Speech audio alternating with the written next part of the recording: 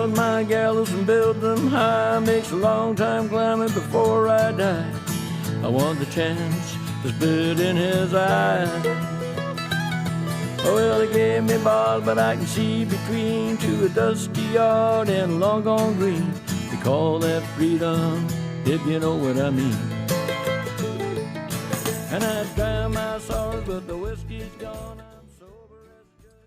Hello, everybody. Welcome to Longbangers. This is episode 111. I've got John and Colin on tonight. How are you, John? How are you doing? Aye, not bad. I was just away finding a notepad there and trying to find a pen as well. And the pen that I've picked up is all sticky, and I've got absolutely no idea why. Sniff it. Is it near the laptop? No, that was covered in pubes. I actually see when I was younger, when I used to pal about with a boy, he had a computer in his room, a PC, and it was when, I don't know if you remember BT Internet. You used to get, I think it was maybe for like 6 o'clock at night or something, you got unlimited dial-in or something, but it was still in the days where if the phone went, you would get cut off. And he genuinely had a pube-covered keyboard. I can only imagine that he was ripping the heat off it most nights. Oh, man. That's grim, man. You can at least turn it upside down and get a wee tap out every now and again. Kid. Dirty bastard. Colin, how are you? How are you doing? I'm good, mate. I'm good. How are you? Aye, all right. Tired. We were just saying before we started, dog arrived today, so it's been a day of pissing and shitting in the garden. Aye, you'll not stop being tired for... Well, you've had kids, so you know what this is like. Aye. You're going to be tired for a long time. I remember dogs bite more. When we You didn't let him get his chocolate, John. You had kid. the line that ready to go. Aye, Yeah, I've had about 2 years of listening to his shitey jokes. Fuck him.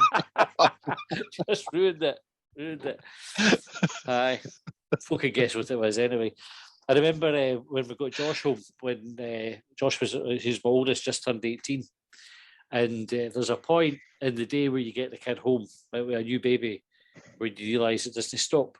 Sure, like that's it. You're fucked, pretty much.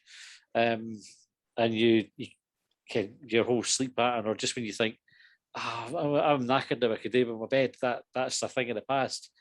And I had that feeling again today. I was like tired, and we brought the puppy in, and it was like, fuck, this is going to be. Fortunately, you've got 2 daughters that have been asking you to get a dog, though, right? Yes. So they'll be doing all that. Aye. Foot. Well, yeah. they had about they'll for be his. out first thing in the morning when it's pissing down the rain, last thing at night when it's freezing fucking cold. Aye. Absolutely. had him out for his first time kite earlier, and they both refused to pick it up. It's like, I'm not picking it up. And I was like, fucking, you promised. And then we had a bit of moaning at each other about it, and I ended up doing it. But then, to their credit, the next one they went and picked it up, no bother. So I take back any mean things that I said about it.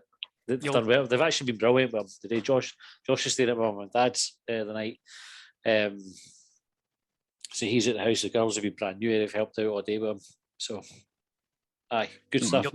You'll need to tell me as the dog gets older. I don't know if you did this, Colin, but it's a regular conversation in this house between me and my wife when we ask how the dog's poo was, because it's usually a good indicator as to whether they're all right or really no.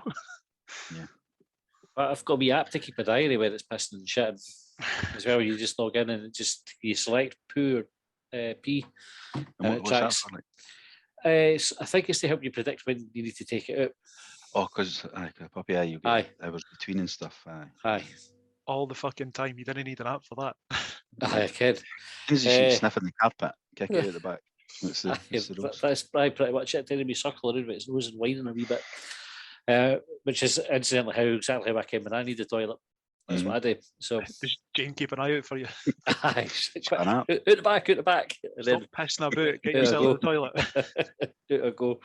Right. Anyway, so what have we got on the agenda tonight? First, Crufts, and then Doggery. No, we're going to look at the Euro game for Thursday, where we got knocked out by Reka. If I said that right again, Reka. And then we'll look at the win against Kilmarnock on Sunday as well. So European night, pretty disappointing. John, you want to start off there? What were your thoughts on the game? Actually, I thought we started off poorly, conceded, got ourselves back into the game, mistakes were made, we got beat. It's a fair summary of that. I like the mistakes were made, just a matter of fact. Mistakes were Stuff made. happened. Stuff reminded- happened. I was thinking about this when I was in the shower earlier.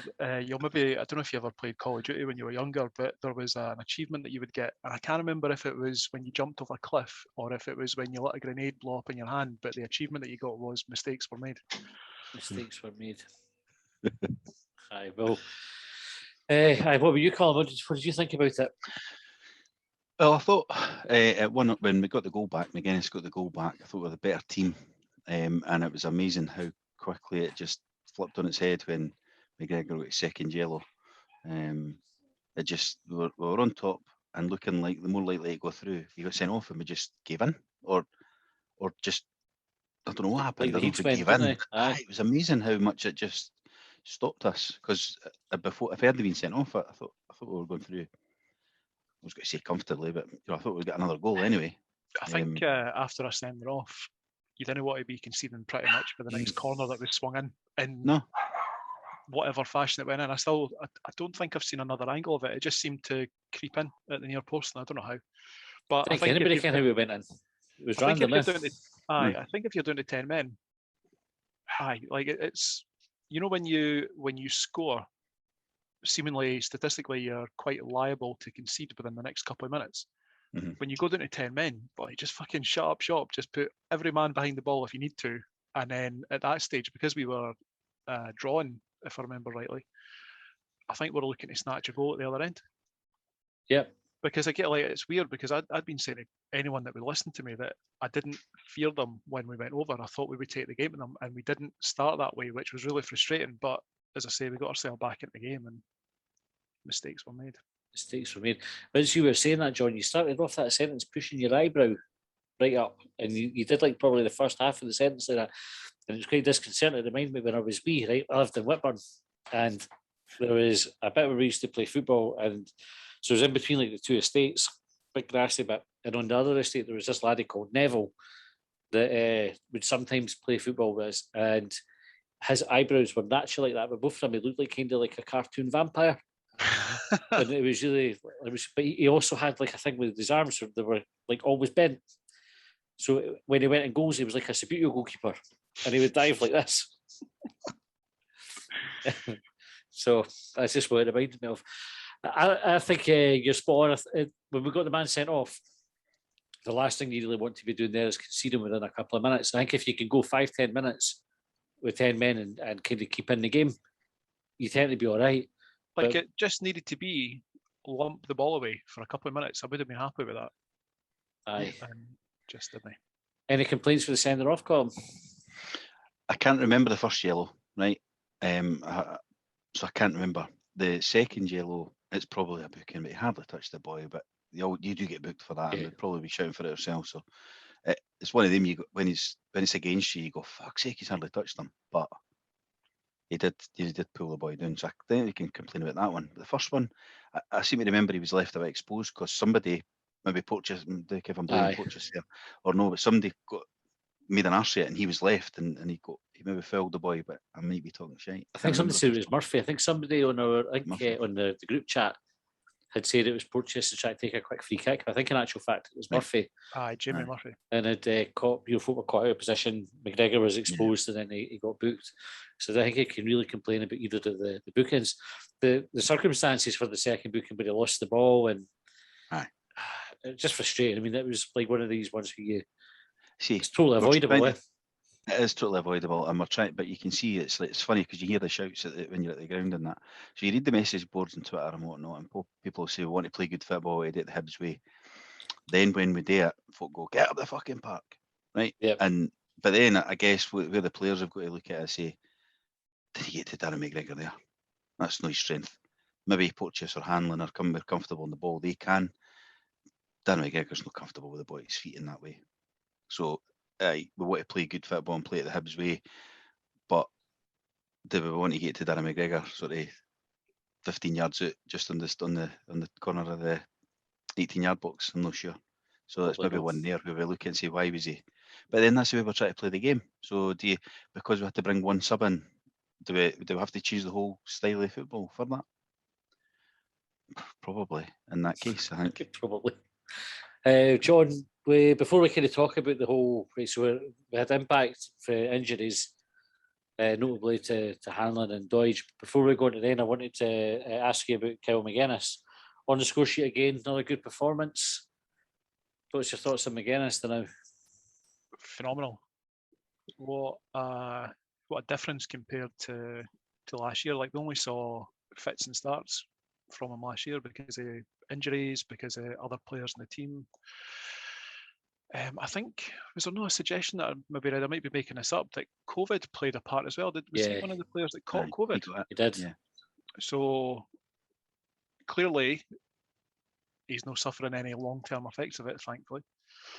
He's just been brilliant. Like, he's just, I didn't know, and I think I've talked about it before, how ignorant I am of everyone outside the Hibs team, pretty much. Know next to nothing. Yep. So you'd mentioned that you thought that he was going to be a big player for us. I had no idea. I was quite happy to take it on merit. Never saw much of him last year because of the reasons I just described, but this year, just a phenomenal start. He slotted into that number 10 role that Scott Allen plays, or Scott Allen I think would normally play if McGuinness hadn't come onto the scene, if Scott Allen hadn't had his own, let's call them health issues. I don't know, because he wasn't really injured, was he? It was a health issue. Yep. And I think he's better than Scott Allen. I think he's better than Scott Allen in that position. What about you, Colin? He's been excellent at the start of the season.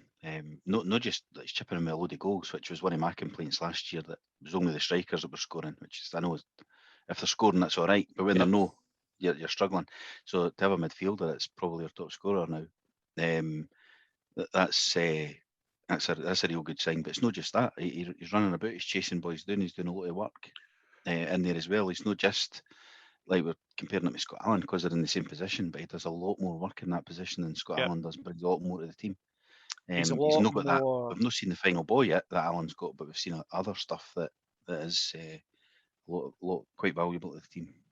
He's surprisingly physical, something that you often see for players, which is perhaps understandable when they've had a serious injury. And I think McGuinness had a cruciate injury.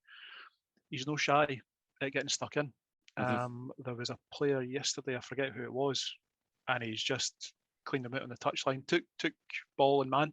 And I think there was another challenge on the edge of the box that I thought, oh, that's a wee bit of a dodgy one, just because I think thinking about his knee, he just went in at a really, really odd angle. But it's obvious from his performances that his previous injury problems aren't holding him back. He's still more than willing to get stuck in when needed. Yeah, he looks like a lad that loves playing football. I always thought that with John McGinn. He looked like Kim when you were growing up, and there was a kind of like a kid at school who was really good, and they just looked like they loved playing football. I always thought, you used to think that about Wayne Rooney. He just played football like he loved it.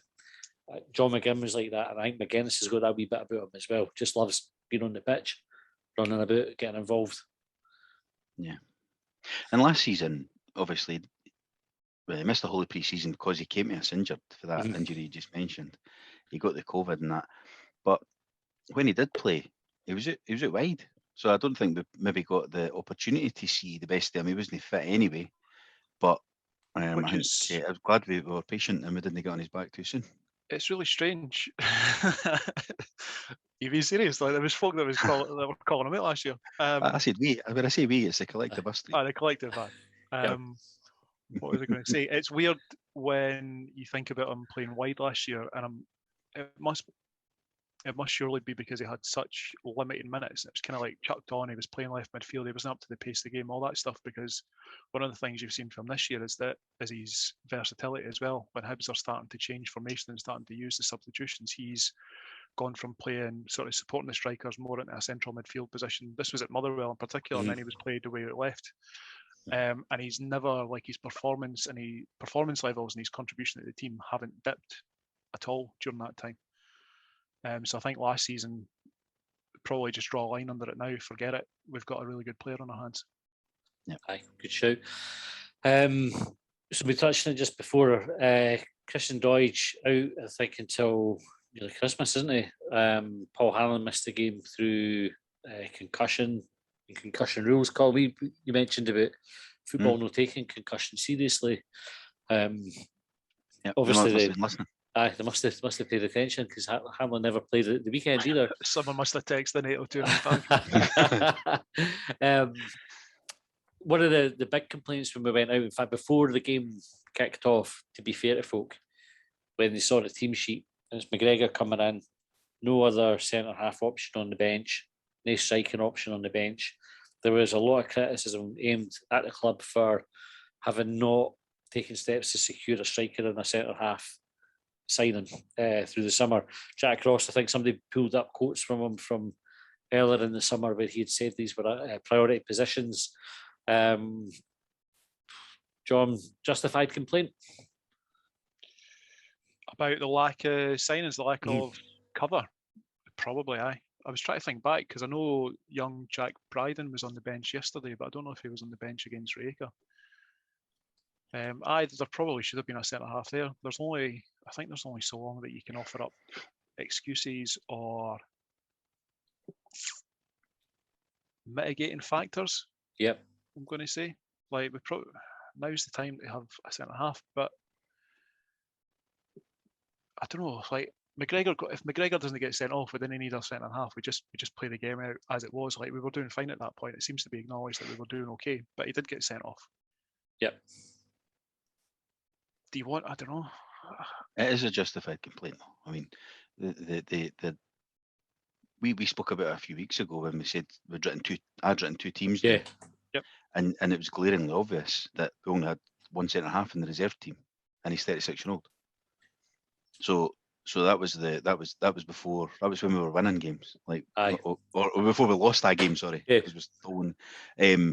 But and the same with the striker. Last year we done from when did Gullen go away on loan, and we done January, all that season with two strikers, and we were playing Boyle up front, which takes away from his main attacking position. I think I think the striker last season, one thing that was maybe going in our favour was that we still had Cadden at that point, but then Cadden got injured and that ruled out, that fucked up that he could play it wide for Boyle. Yeah, you're right. I think we had a bit of versatility up front, but at the back, like I say, I'm really struggling to find excuses. So why have we not signed them then? Why do you think we've no done it yet? Maybe the right player's not available. Could be as simple as that. Like, I know that people are chucking around names, and the two in particular are Kerr and McCarthy, St Johnstone, but they're also taking part in their own European campaign. I'm pretty sure that St Johnstone are willing to let them go. So assuming that that's the target and Hibs are going to get them, St Johnstone are letting them go right now. It doesn't matter how much we chuck at them, they're not going to let them go.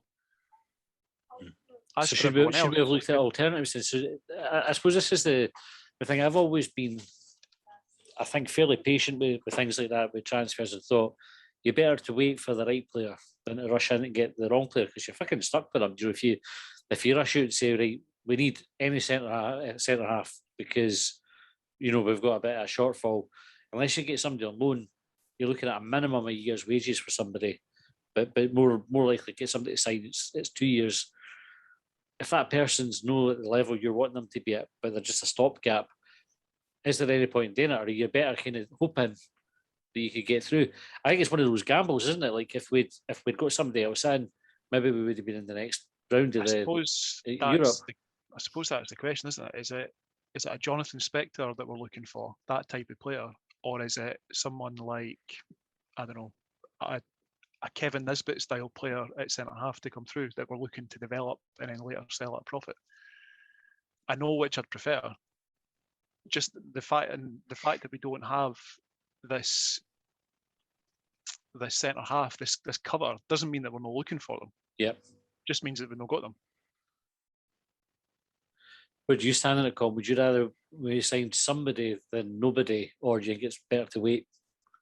So I don't think I was massively complaining about it before Thursday. Before the game on Thursday, when I saw, because Hanlon was out and Deutsch was out, I thought, fuck, we're short. But and when they were fit, I wasn't too concerned. Yeah. But then you lose one in each position and you're right down to the bare bones right away. So you've not gave yourself any room there. I think we're now in a position that's 2 weeks, probably today or tomorrow maybe, when the window shuts. And we're going to be in a position to probably just have to sign whatever fucking can. because that's where we've left ourselves now.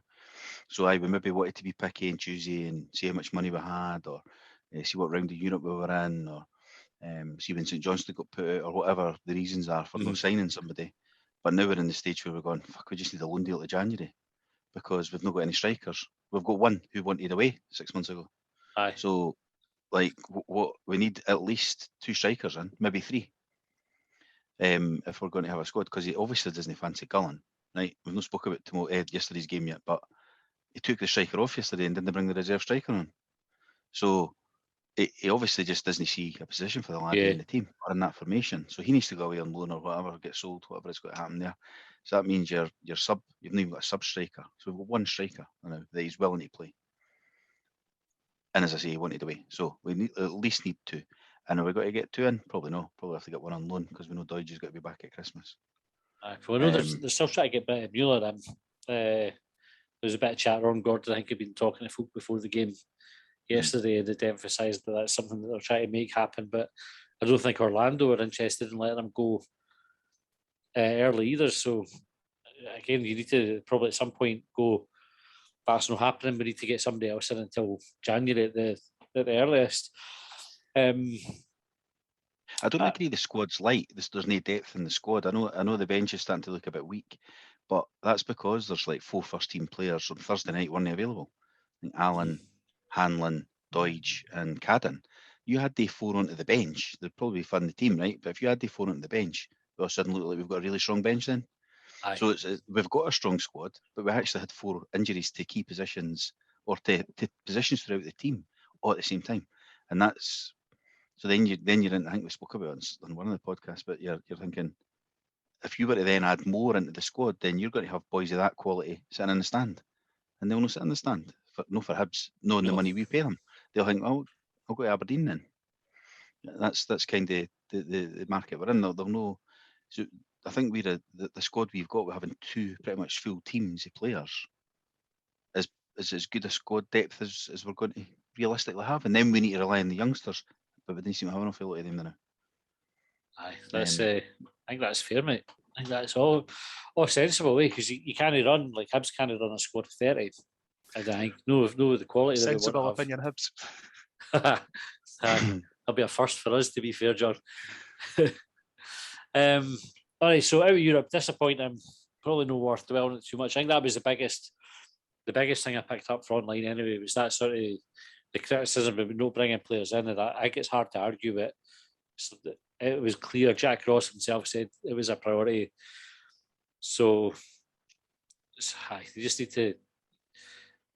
I think how you make a club sell a player, but there's probably a point where you go, right, if they're not coming, we need to go and get somebody else. Do you know just go to the papers and that and the unsettle the player and stuff? Is that not how that's how it happens? So Probably depends on depends on whether the players that asked to book cover as well. I think see if the player's going, I can make it happen, that's probably what happens. I think if the player's going, I would move if you can sort it out, but I'm not that arsed about it, then... Yeah. So you need to get the player on side first. Aye. So you need to tap him up. And make sure he's getting offered enough money. We had a chat after Quick Bang on Thursday night.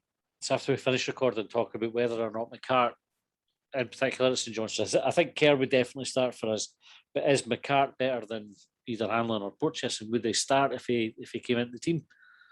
What are your thoughts? Well, I said I was in Quick Bang at the start of it. I missed the end of it, but I can't think of McCart. I can't think how good he is or what he is. I can't think of McCart's first name. No, because it was his old man that played for Motherwell. Chris McCart. Was it Chris McCart? Was that his dad? Was it? Don't know. Do you mind you and Philbin at school, Colin? Aye. Remember he tried to say John Philbin, whose name was different but similar, was his uncle. I used to be quite. By the way, I've not seen him since we were at school. Anyway, but there you go. Just we'll let me do that. GDPR reasons. We'll let the name just drop. Fuck it. I could do it like that. Because he was bullshitting. If you hadn't been bullshitting, then no, we couldn't have done it. If you're calling out a bullshit, then yeah, you definitely can. But I don't know about the laddie McCart. I don't know. He might be brilliant. Don't know. Right? And I hadn't heard him, as I said on Quick Bang last week.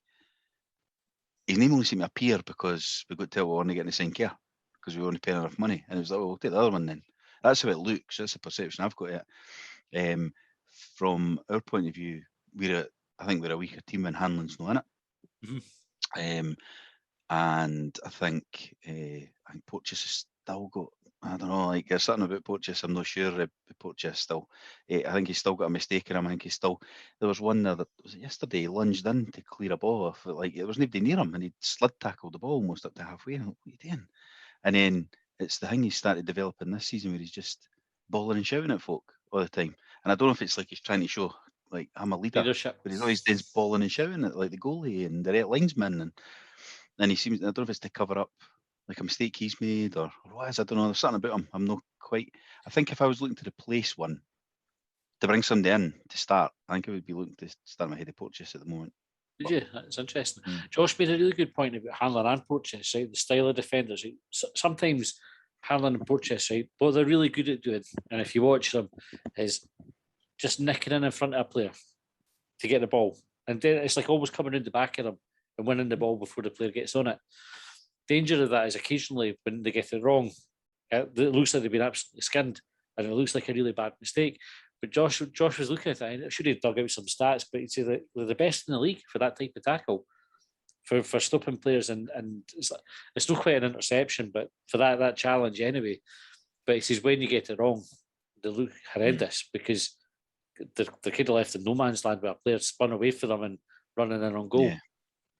And I think sometimes that's the criticism that both of them get, but actually it's probably a worthy sacrifice for the type of defending they do, because our defence is generally, again, this season's been a bit less impressive. But last season, the third best defence in the league, and that's probably you look at Hanlon and Porteous has been the main reasons for that, along with Marciano probably. Right, Kilmarnock. Well, anything else you want to talk about for the European game, or okay, happy kind of just put that to bed? Maybe just something to touch on about what Colin said there, and it was just to say that there's the way. So Hibs shuffled the back two about because they're both right-footed. Darren McGregor was played on his favoured right side, and Porteous was shuffled out to the left. I don't know if Porteous suffered there in any particular errors because he's right-footed playing on the left side of the fence, but Hanlon's absence, left-footed on the left side of the fence, probably shows his value a lot more, in my opinion. But then I'm also pretty biased because I think Hanlon gets a lot of unfair criticism. But interestingly, at the Kilmarnock game yesterday, you saw it switched around again. McGregor was playing on the left, and it was Porteous that was playing on the right. And I wonder if Jackie Ross has maybe learned something for the Rijeka experience. It's maybe a good point, but what I was going to compare it with, see when, I can't remember in the old days, centre-halves getting called a left centre-half or a right centre-half. They were just a centre-half. And when we still talk about centre midfielders, we don't talk about who's playing on the right of the centre and who's on the left of the centre. So why? True. Why do we do it in defence? Like the centre-halves, they're playing in the middle. It's maybe just seeing something that doesn't have any relevance whatsoever, but Hanlon is left-footed. No, I think maybe because we have one. Aye, but that's it, because two centre midfielders played yesterday. Who was on the left of the centre? I don't fucking know. I think it was Newell. Because I'm Newell because earlier in the season we had, so Gogic had that nightmare on the left hand side, but and it was the boy Craig Nisbet had pointed out, and he thought that's why we conceded the 2 goals that we did. I knew I was definitely playing on the left yesterday. He is left-footed, but he does often spray a pass or two about where he's right. Aye, okay, right. Kilmarnock yesterday, 2-0 win. John, you were at the game. What were your thoughts? It wasn't a bad game, actually. I know a lot of people have said that it was like Kilmarnock were sort of backs to the wall, but I thought it was pretty indicative of the type of teams that we're going to come up against because of the way that we play. They just camped, and then occasionally hit us with a long ball. And Macy's had a good save after one of their long balls. They've had a shot come crashing back off the crossbar that looked like an absolute wonder hit for where I was, but referee said no. And then we kind of strolled the second half and won the game. Colin, you watch online? I did. I watched it on. I watched it online. No, let's see. No, let's see where I watched Oh, it. did you? No. But I did watch it online. And I thought the first half was dead slow. Like nothing. I didn't. I know it's different when you're at the game, but it just felt like there was no tempo at all to the game. There was. There was no pace, and Kilmarnock probably came to sit in, but. And the difference, I guess, between that and the Ross County game the week before is we got an early goal, and that opened it up a bit, whereas this week it didn't. They were adamant that goal was over the line as well. I've What not do you really think? seen a proper. I didn't think so at the time, but I didn't really get a replay, so I don't know. But they think I seen I seen a bit of Kilmarnock TV as well, and they were saying that they've seen it at half time, the replay and all that, and it was definitely over the line. But I suppose we've been due one of them for fucking 4 or 5, 6, 7 years now, I think. Aye. So still There's do another one. There was a boy on Twitter yesterday. I can't remember if he's one of the. I don't know if he worked for BBC Premier Sports or whatever, but he said that he'd seen Kilmarnock's footage of it, and they reckoned that there was an angle that showed that it was over the line. Oh, an angle, so it's not that An clear angle, cut. aye. So look at at the time, I thought it was in, but having watched a couple of shitey replays since then, it's not conclusive. Nah, And the referee unfortunately, without goal line technology, without VAR, if it's not conclusive, it was a cracking strike. Like the boy Aye. caught it beauty. phenomenal. It was flying. It was top corner stuff. If it was just that wee bit lower, but aye, it was we doing a beauty. But I didn't think we were. I just thought it was a bit dull the first half.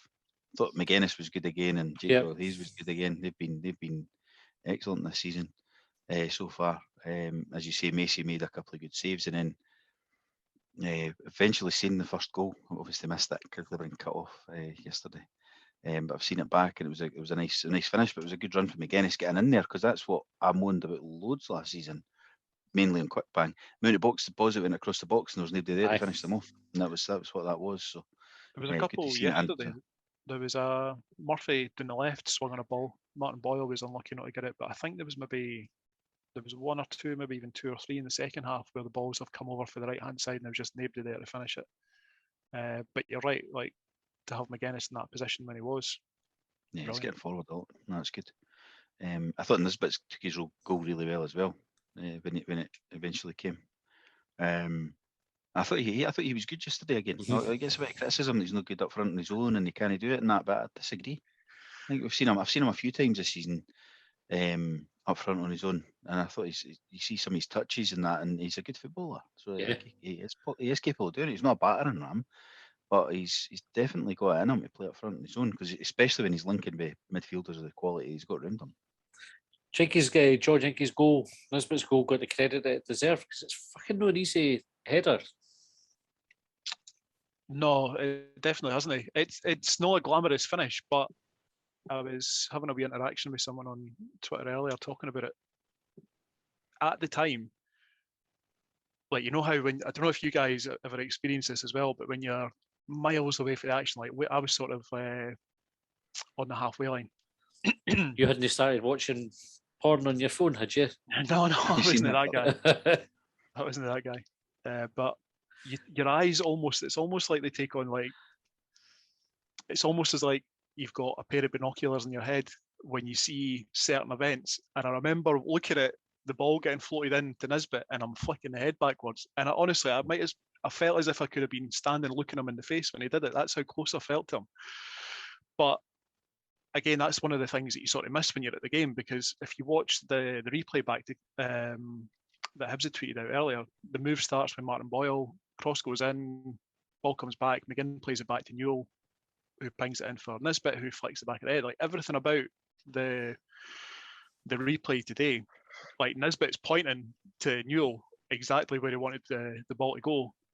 Newell stuck it exactly where Kevin Nisbet needed it to be. And just the instinctive finish to be able to flick the head backwards, because he's never, at that point, like, when the ball comes in, he doesn't have sight of the goal.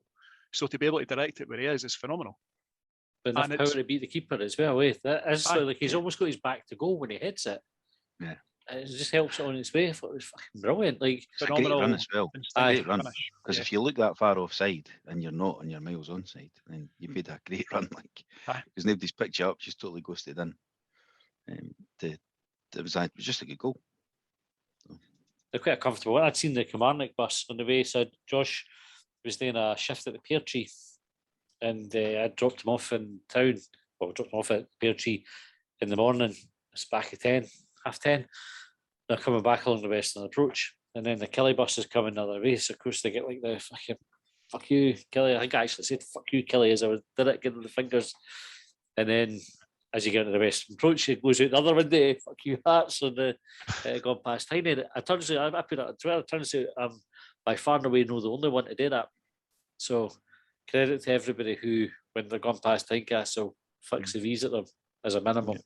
I usually didn't even look at Tynecastle. I turn the other way and Murrayfield, give it the finger. I like, aye. What were you calling, Jude? We generally do now. We didn't go that way that often. But I saw the Dundee United bus on Friday night. 2 buses. I didn't stick the fingers up. I was in Glasgow on Friday night, and they were playing Ayr, but they must have stayed in Glasgow on Friday night. Interesting bit of trivia for anybody that's listening.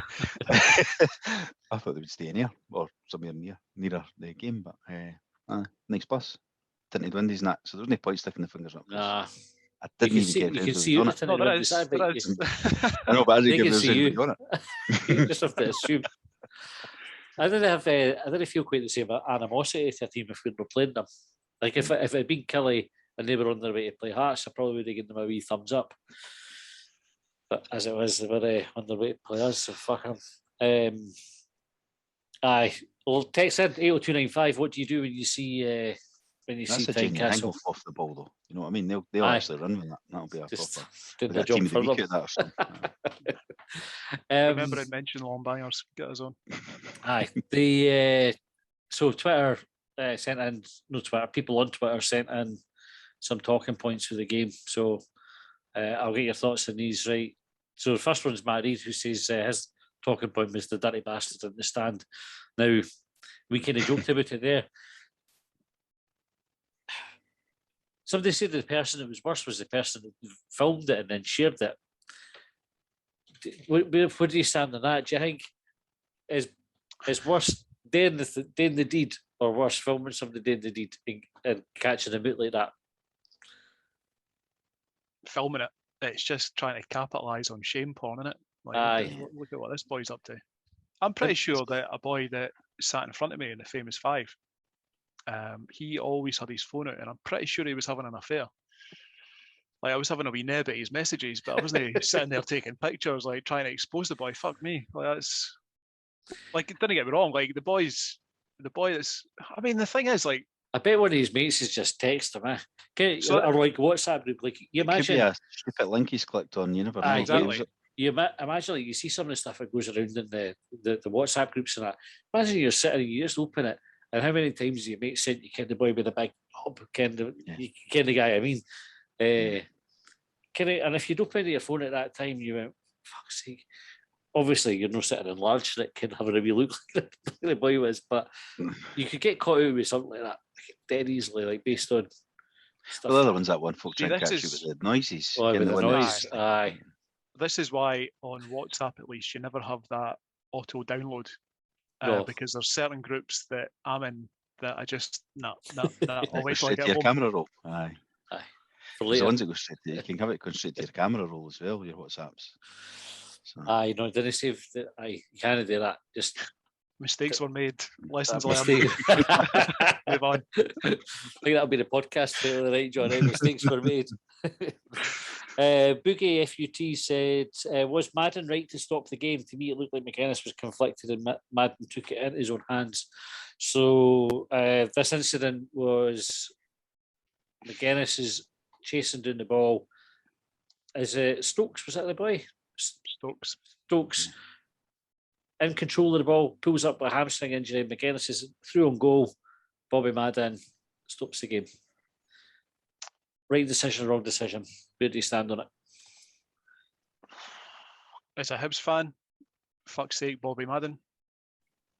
As a football fan, like, the boy was seriously hurt. If you watched him, Seriously hurt? Hamstring? he left the pitch and his leg was poker straight. He couldn't bend it. and it took him all of about 5 minutes to get from behind the goals to the right of behind the goals in front of the famous five round to the dugout and down the tunnel. I watched because I was that interested in it, because I was furious at the time when Bobby Madden didn't give it. But I even went so far, this is how fucking sad I am, fuck me. I downloaded I think it's IFAB, it's called, Laws of the Game. And the referee was within his rights to stop it in the event of a serious injury. I mean, don't get me wrong, there's interpretations of what defines serious and not, but the boy was fucked, in my opinion. When you said you downloaded something, John, I was hoping you were going to say the Benny Hill theme music and that you'd filmed the boy going off and you'd set his exit to the music. But disappointingly, you've done some research. So by serious injury, if the referee deemed it to be a serious injury, then he's applied the laws correctly, which you'd have to assume that's what he's done. Colin, where do you stand on a hamstring injury being classed as a serious injury? Well, it's not, but I don't know how he knows it's serious either. I mean, so this is the difficulty about that interpretation of the law. So something else I was reading as well is the laws cannot deal with every possible situation. So where there is no direct provision in the laws, the IFAB expects the referee to make a decision within the spirit of the game and the laws. This often involves asking the question, what would football want, expect? The guys in the stands are baying for blood, like, fuck him, bury him, leave him there, I don't care, as long as there's a chance on goal. Dig a hole, literally. But if that was a Hibs player, again, like, that comes into it, I think... We'll wait and see if we get one back. Yeah, I bet it's in the derby when fucking somebody's hamstring goes and they just play on and they tap it in. We'll be like, oh well, call off then. Aye, no, don't get me wrong. Like, I can see both sides of it. For the Hibs fans' perspective, it's absolute shit. For the human football fan perspective, probably did the right thing. What he did wrong afterwards, Bobby Madden, was fucking laugh at the East Terracing on the East Stand, because there was just no need for that. But right, he was getting pelters. So is this not one of the kind of sensitive football fan things again, where it's all right to dish it out, but if the boy gives a wee bit back, then everybody loses their shit? Is that no a wee bit of that, or are we saying Bobby Madden is a prick? The two things aren't mutually exclusive. He's not normally a bad referee, is he? Right? I didn't see him laughing at the crowd. I didn't really understand the decision because it's that interpretation thing that just gives the referee an out, isn't it? It's one of them that's in there written that way so that the referee can do what they want, whatever they want, whenever they want, depending on what mood they're in or whatever. Because he might do that next week and he'll not give it. Yeah. And that's what happens with these kind of things. And it wasn't a head knock, which is normally the one they would say is a serious thing. Although they would let him come fucking back on, which was my point the other week. Aye. Normally, when a head knock, normally we'll get off then. But there, it just seems like the boys just pulled a hammy. Happens all the time. You got to stop the play every time. And he reached for it as well. Like, it was an obvious hamstring. His hand went right there. He's seized up with it. It just seems mad. But then I think the advantage rule in football is fucking crazy anyway. Like, you didn't. Well, there wasn't any advantage there at all, like, because of the rule. But you know, like some of these rules around advantage and that are stupid in football. Like, you know, you're lying on the deck and you swing a leg at it and they're like, that's your advantage. You're not getting the penalty now because you're shot on goal sort of thing. That. And you're like, the boy's just fucking crumpled him and he's just swung a leg at you. You know, so I think there's a lot of. I'm not saying rugby's right, like, because rugby goes on forever, the advantage. At times you're going, right, come on, ref, fuck's sake. Like, they've had their chance, but there's a bit to learn there, I think. And rugby wouldn't stop for a boy pulling his hamstring. So, you mentioned head knocks before, Colin, and I had this feeling for a while that head knocks were being used, like players were going down, maybe they'd gone like shoulder to shoulder in midair and players were going down holding their head, and they were using that as a means to stop the game. That definitely happens. Yeah. Definitely happens. Do you think that's happening less now because of the concussion protocols that have been brought in? Nah, because I didn't think there was any protocols. Nah, because they just need to get checked out. So they'll go down. The referee has to stop the head knocks in the rules. But how many times do you see it where it's the defender, especially the maybe defender a 1-goal lead. Defender goes down with a head knock for a corner or like a free kick or whatever, like a cross into the box. They do it, so the danger stops then, so the attack breaks up straight away. Their goalie gets the ball because if it's stopped and the ball's in the box, it goes to the keeper. And they That's didn't it. even have to go off. They just get up. They didn't even. It's not even like they have to go off and come back on. They just stand there and go, how many fingers am I holding up Aye. and all that? Aye, 2, mate. Aye, fine. So I think without a doubt, players there the chance because how many times do you see a striker there? I mean, you're chasing, right? So the strikers going in for those headers as well. Strikers never going fucking. Oh, I've banged my heat. I better stay down. Or I can pretend I've banged my heat and I better stay down and get the game stopped here. They're going, fucking keep the game going because we want to get a goal. 100% players the chance of it. So they might start this now with the Now hamstring. they can pull a hamstring. They'll be doing it left, right, and centre. So I got the impression from the start of this season, at least, that the feigning of the head knock had decreased, or you were seeing it in fewer instances. But it could also be because I've not been on the ground for, well, up until recently, for the better part of a year. So it might still be going on. I've just never picked up on it. But I think I saw a suggestion that Ryan Porteous had asked the referee and said, well, you're kind of setting a precedent here because, like you were saying before, Colin, what defines a serious injury? And if it is just going down and holding your hammy, what's to stop you getting back up afterwards and go, oh, I felt it go, but actually it's all right. It felt really serious, but it came out, it's not. I think it's just a bit cramp. Cheers, Ralph. Aye. It's and that's what happened. You'll get teams like that especially if, well, probably more so at Parkhead and Ibrox, but teams that come to Easter Road and like your St Johnstones and I can see them there. They already do the head knock thing. They'll be doing the hamstring thing. That'll be the. Do you take the risk? So we saw it at Easter Road on Sunday. If you're Jack Ross or Tommy Wright or any other manager throughout Scotland, knowing that that's happened, are you taking the risk with that interpretation of the rule that if your player goes down, that the referee is going to stop the game? I'm not sure that they are. No, you're probably right. You wouldn't be telling your player to do it, but you'll get players who'll try it. So I'm sure managers didn't. Well, I'm sure they do actually. I was going to say I'm sure they didn't say pretend you fuck your head, but I guarantee they'll drill that into their players. Aye. There was a suggestion from some folk when I was reading on Hibs.net that they would have wanted McGuinness to knock the ball out anyway, regardless of whether the referee had stopped it or not, because you know he's through on goal due to the injury that's happened to the defender. I thought we could knock it out if he sticks it in the back of the net. That would allow the boy to get treatment. Kind of game stopped. Yeah. Aye. If you have to think about putting the ball out and you're instinctively going to shoot, you'd be quicker shooting to get the boy treatment. Aye. A football player's instinct is play the whistle. Play football. Aye. Play the whistle's right. If the whistle's no went, then he's got to carry on, eh? Though how would he kick it out? Mad. The boy was fucked though, and I hope his hamstring gets better. Yeah, that'll be for 6 weeks. You know what I mean? That's how serious. Aye. That's how serious. He'll be back before fucking winter. You know what I mean? Dodges it for months. That's serious. He should have stopped the game because he couldn't start. Okay, replay Thursday's match. Replay. Get back in there. Charlie, 21-5-2016 says, job done, looked fatigued in the first half, but up to tempo in the second to win it. I think that's fair as well. I think the team were a wee bit, like you said, Colin, maybe they weren't sluggish, maybe it's just the fact we didn't get the early goal. But second half, considering they had the game on the Thursday night, it was a pretty impressive showing. Mick Granley said, why are the club keeping the first goal a secret? Is it punishment for not being able to attend the game physically? So anybody who had been watching online, the feed went down and then came back after McGuinness had scored. Hibs have since showed the goal though. So I think, is it Lewis Forford that does the pitch side highlights? Yeah, pitch side, it's quite good. I really like him. What I didn't like about it, you know, when they do it in slow motion, but also the cheer is in slow motion as well. That's what it sounds like. It's quite disconcerting. Sloth with the Goonies giving it big licks.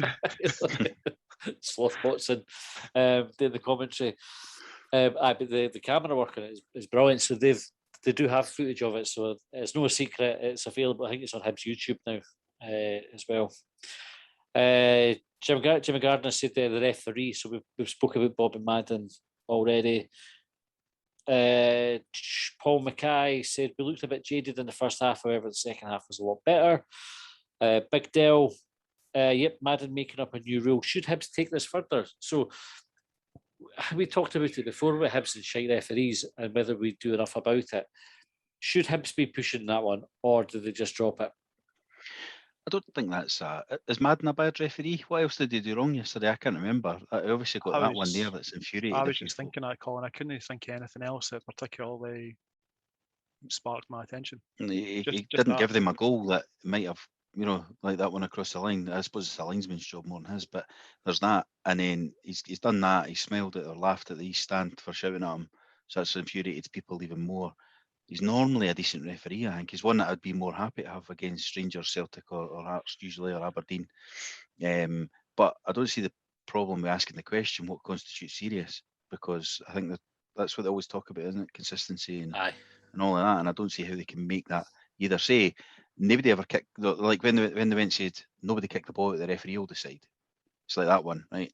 Nobody just go down hiding their hamstring and expect the referee to blow the whistle here. It's not happening. You know what I mean? Just play on. It's just... There was a thread with Bobby Madden on again on Hibs.net, and somebody was saying that he's really popular with coaches and the managers and the players all like him as well because of how he normally interacts with them and handles the games.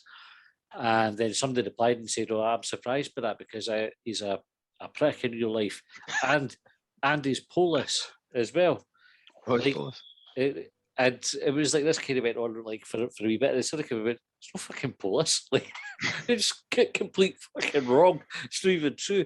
Like there must be loads of folk there that like have a idea about somebody that's just based on a complete fabrication, but they hold on to it and use that as a basis for their opinion.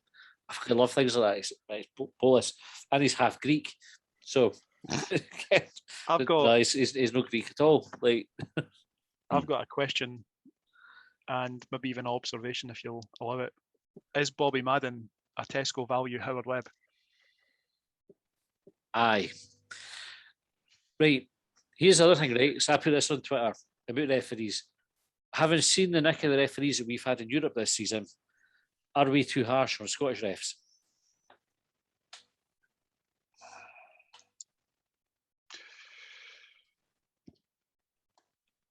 I think we should have high standards at them, right? They get paid more than most of the players that are playing in our league, right? Take Rangers, Celtic, probably Hearts, Hibs and Aberdeen, or some of the players at those clubs. They're on like, what is it, £1,000 a match? Is it? 2 games a week, they're on two grand a week. I don't know how many players in the Scottish League are earning that kind of money. So we should be expecting, and that's a part-time job, that we should be expecting a reasonable standard of refereeing for 100 grand a year or 70 grand a year on average or whatever it is. I think. But I do think we are harsh as well. Like I think we always see it like through our own tinted glasses and all that stuff. Like we do. You're one of the worst. Oh, I'm dreadful for it. On match day, you usually calm down by the time you've done this, but on a Saturday, you're going, how the fuck do you know that's a mile onside? Like, how can you tell?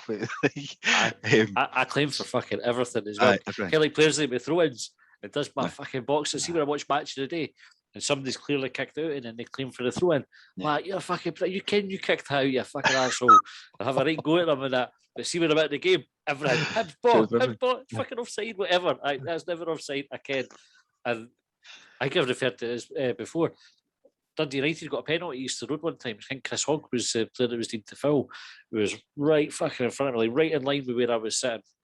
And it was the worst penalty decision I have ever. I'm fucking texting everybody a fucking note and moan about it. Every time the referee come near us after that, I was getting pelters. Went home and I watched it, and it was the most stonewall penalty you have ever seen. The referee was absolutely spot on. So I kind of learnt a lesson that night.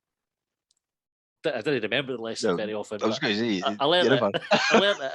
I just choose to forget it a lot. But they're paid a lot of money, though. I don't know what John's thoughts are on it. So. Are they better or worse than the Euro refs, so John? That was the question, God, I don't know.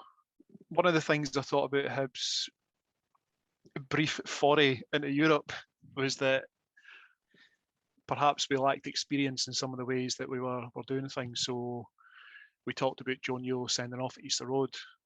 Never caught the boy, but he didn't have to be going in the way that he did where he did.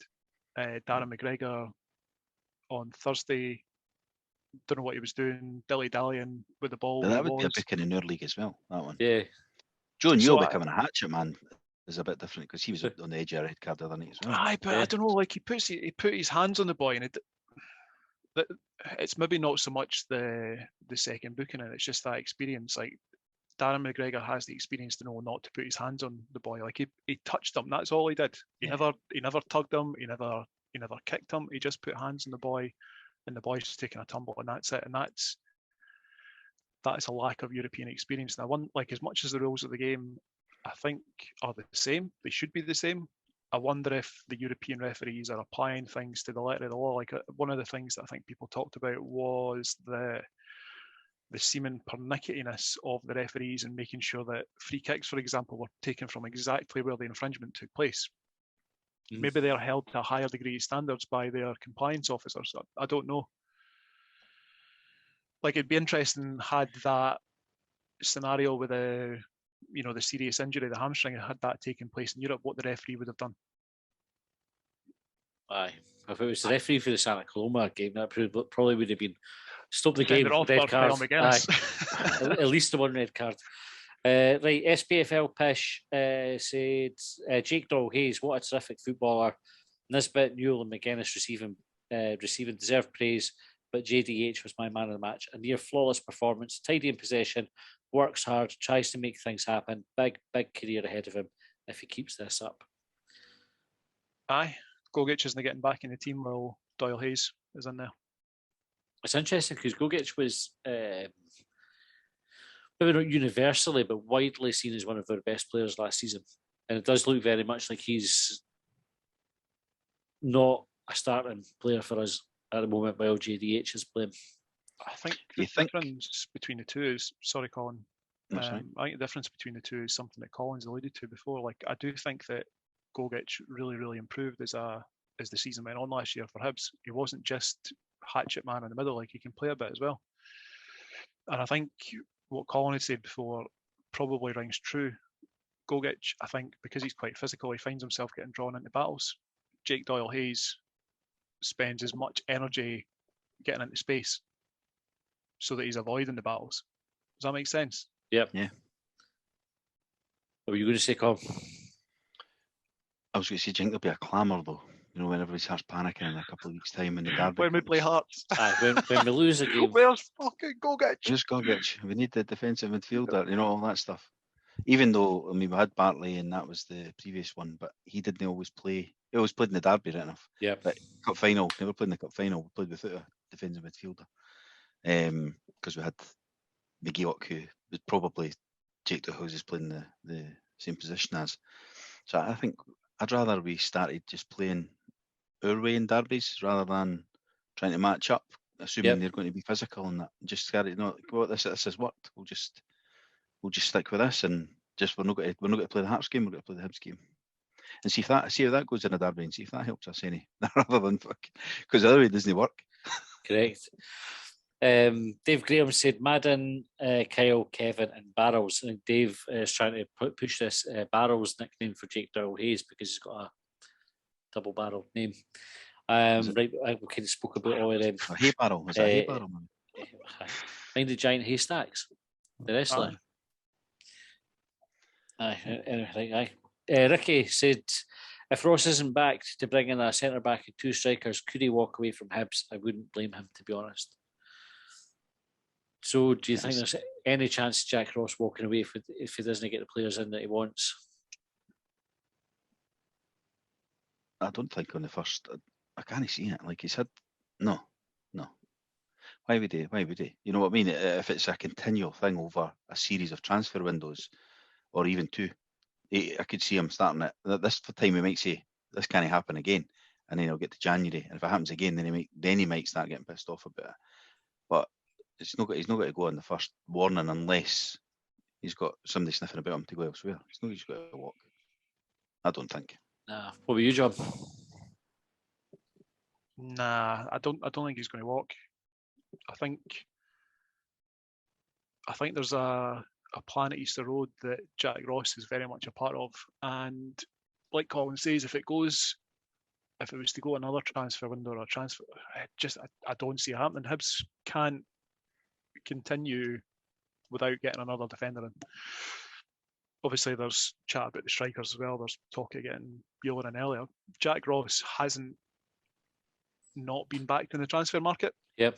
Yep. All negative, but we know what you mean. Yep. Aye, sorry. Jack Ross has been backed in the transfer market. There's been signings identified, or players identified, signings brought in. Time will tell between now and the end of the window whether we get a defender in. Just because Hibs don't get a defender doesn't mean that we aren't trying to get a defender. Yeah. Maybe the clubs I was that we're gonna say- asking, the players that we're looking at, they're not going to sell. Yeah, and you actually don't know that there's maybe been people available that the recruitment guys have went, what do you think of him? And he's went, nah, I think he's shite, so we've not signed him. Aye, it's never It just a could be that Jack binary. Ross has turned these boys down as well. Like, you know, it's not just like Hibs are penny pinching and all that. It could actually be that Jack Ross didn't fancy somebody There's that probably do you plenty know- of reasons behind the scenes that we don't know why there's not a defender being brought in. We just don't know them. We just get to speculate. Do you know the Sunderland Till I Die documentary? I don't know if you remember the season that they filmed it where Jack Ross was there. Yep. The chairman was trying to bring in Will Grigg, Aye. and Jack Ross was saying, "It's not worth Do it. not It's spend any more than $1.5 Aye. million on him. It's not worth the money." And then they fucking did it anyway, and the boy wasn't worth the money. I think Jack Ross is pretty pragmatic with things. I think that's the evidence for it to go and say, probably what we were talking about earlier on. Jack Ross looked at it and said, "I'd rather do without a player than get a player in that isn't good enough, that isn't going to progress the team." Because I think any signing that we have to make, whether it's for a centre half, we can't be looking at them and saying we need to bring somebody in that's not as good as Porteous or Hanlon in case they get injured. You see, you want to bring in somebody who's better than Porteous or Hanlon and then create a problem for Porteous or Hanlon to stay in the team. Mm-hmm. That's how you progress your team. You can't go and try to bring in players that are worse than the ones you already have. So I think that's Jack Ross's benchmark is set at that level, and the club should be benchmarking at that level, saying if we can't get better just in a day, you're better gone with it than weakening the team.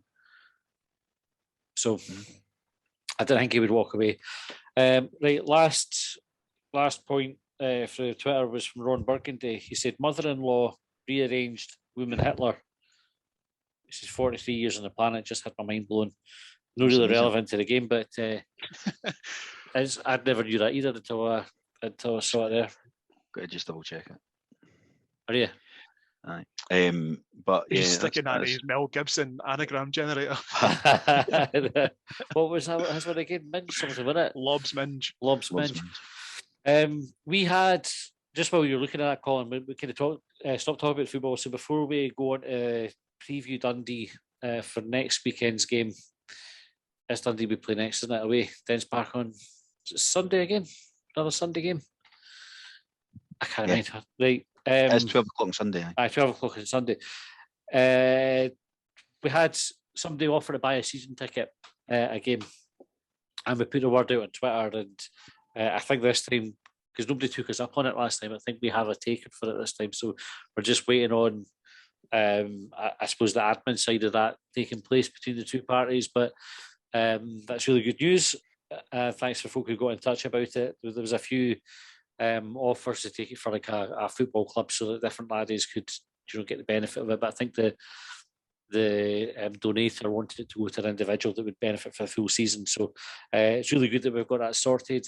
On the subject of season tickets, so that Hibs have done a tie-in with V12 again, so for anybody who missed the 6 months payment plan first time round, you can now, if you want to go, now the crowds are back in and you were maybe hanging on, you can go and take that plan back up again and spread the cost of the season ticket over 6 months.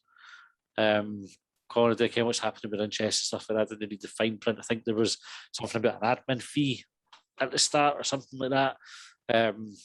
But I think everybody, you see the start to the season that Hibs have had, I think tickets are going to be quite hard to come by as the season goes on, so it's probably worth getting on board now if you can. It looks like you can actually. I went on to look at a single ticket for Livingston today for my eldest, who's not got a season ticket this year, and you can buy them there. I don't know if they just not released them or if there's no rules, but they don't know what the rules are or whatever. But you can't buy. I don't know if they just boxed it off because they're trying to do a push in the season tickets again. Maybe.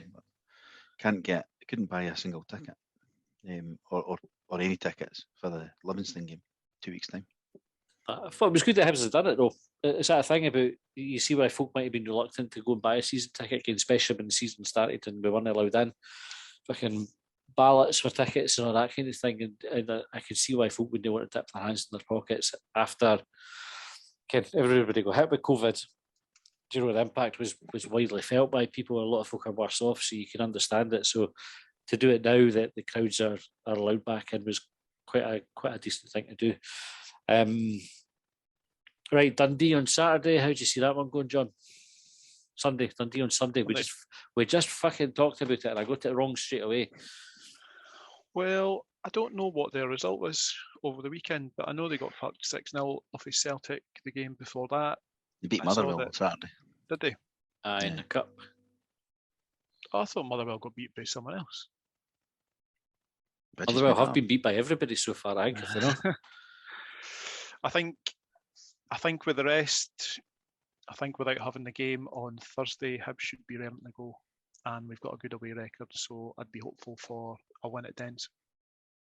Jack Ross said about giving the players a couple of days off that they've not been able to do, so and then get them in to train for it. What about you, Colin? Do you think we'll have enough to beat Dundee? Yeah, I think so. I mean, we've obviously depends if we bring another striker, and we've only got the one striker to go up there with. But he's a good one. I think we'll win up there. I think maybe I'm hoping fairly comfortably, like 3-1 or 4-1 or something like that. But just I don't know. Aye, we can score goals, can't we? So it's I don't think. I mean, they've got Fontaine and that in defence at the moment, haven't they? He was playing, and he's only there as backup now, for what I heard at the start of the season. So I don't think they're that strong. As John says, they got pumped at Parkhead, which could then make them go ultra defensive, and it could be like they sitting in, even if they're at home. But nah, I think we'll win up there. What do you think? I think we'll have too much for them. I really hope we do, because I can't stand Charlie Adam. Sealy Mayer, I hear him on Sports Sound. Tune in, and at first I thought I'd be interested to see his perspective is. He's a fucking fanny. Like every time he opens his mouth, I'm like, that's pish. So I hope I go and stick it up him.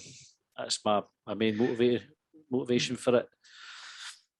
Obviously, I didn't want to see Hibs win, which we do any time, but I'll go for 2-0 Hibs. Clean sheet. Aye, clean sheet. I think we're due one as well. That's maybe something we'll cover next time, is what the nick of the defence, because we conceded. We just had one yesterday. We'll do another one in the league. In the league. Right, okay. Against top flight opposition, John. No against a championship side that fucking kill it. Who have we played in the league so far? Just Motherwell and Ross County. So we had We've a got a clean fucking sheet. clean sheet against Ross County. Fuck me, man. It's late, like I'm tired. Having a shocker here. Right, well done, Hibs on the clean sheets. And I was going to say about something we want to bring up in a later podcast was the nick of the defence, because somebody had highlighted that 8 goals from 8 crosses that we've conceded, and it seems really bad. But now you've just put some context on it, and the clean sheets that we've had, I'm thinking I should just shut the games fuck that up. crowd in there. Aye, Yeah. with 10 men. Kim, mistakes were made. Was it Women Hitler, by the way? Can I just check? Aye. Is that what he said? Aye. Yeah. This is correct, yeah. Right. And if you can think of any other anagrams, text them into 8295. Anagrams of mother-in-law. Give them Anagrams of 780-295. Any show, doesn't matter what time you text that in. It doesn't have to be Tam and Stuart. Right, we'll be back on Thursday with short bangers. Get your questions in for that. And then quick bang after the Dundee game on Sunday. So till then, we'll catch you next time. County line I pledged upon. Well, they trailed me down when I broke free. I drank all the whiskey in Tennessee.